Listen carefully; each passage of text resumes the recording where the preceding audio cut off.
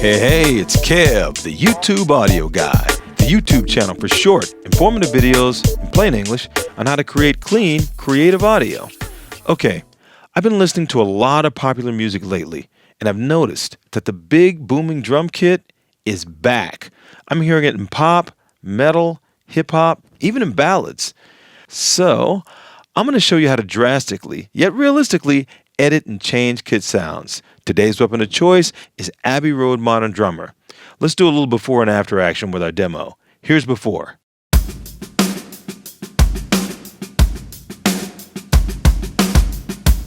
But here is our big booming after.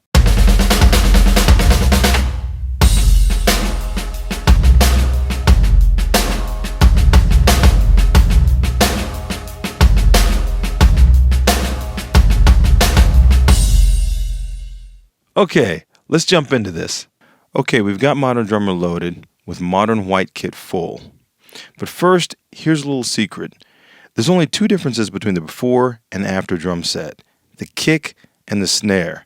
So, first thing is to create a kick that sounds like a big marching band bass drum. So let's click below on our Options tab. We start by selecting our kick, right here, and setting our articulation from dampened to open. Let's apply that. Next, let's click on the Kit tab and do some basic tweaks at the instrument level. If I click on the kick drum, yellow brackets appear and I have edit parameters below, right here. Let's edit our tuning down a notch and let's edit our decay to be just a little bit longer. Now I'll click on the snare drum and we see the snare A is selected. I'll select snare B, and the snare changes from brass to metal. I'll now increase the room mix, and I'll stretch out the decay to be just a little bit longer. Next, I'll click on the Mixer tab, and I'll make sure the kit mics are selected by clicking on it. Okay, here's how this mixer breaks down. We have a drum set that's been mic'd, and those microphones are plugged into a 13 fader mixer, which we see here. The first 9 faders are close mics, or mics that are placed 2 to 6 inches from each drum, and the next 4 faders, right here, are overhead and room mics in stereo and mono. Now most high-end mixers have an EQ and a compressor for each channel, but this mixer has EQ, transient control, compression, and tape emulation for each channel. These 4 items are referred to as effects processor. To adjust an effects processor, easy. Click on its label, and the associated controls appear. Here's EQ, transient master, compressor, tape, and back to EQ. Now if I click on the channel label, I see the different settings for each processor for each channel.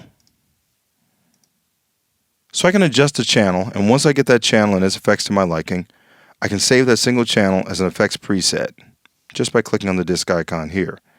And once all the channels and all the effects processes are set to my liking, I can save the entire thing as a mixer preset by clicking on the disc icon up here. That being said, let's change our mixer preset to New Metal. I click on it and you see some of the settings change. Okay, kick. Let's click on the kick label to select its channel. And let's load effects preset Kick E. Select it, and it loads into the kick. Let's turn off the EQ by clicking on its indicator light. Now select Trans by clicking on its label, and we'll crank the sustain. Now we'll turn on tape, select it, and turn warmth to right about here. I think should do it. Okay, now let's adjust our snare. Click on snare, select settings, and let's match the level of the bottom mic with the bleed level. So here's our bottom mic, and we'll match that bottom mic right up with our bleed level right about there.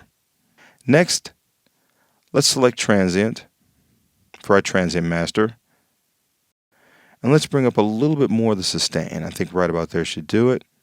And last but not least, let's click on buses. We'll set our send for our reverb send level to right around here. Okay, let's hear that.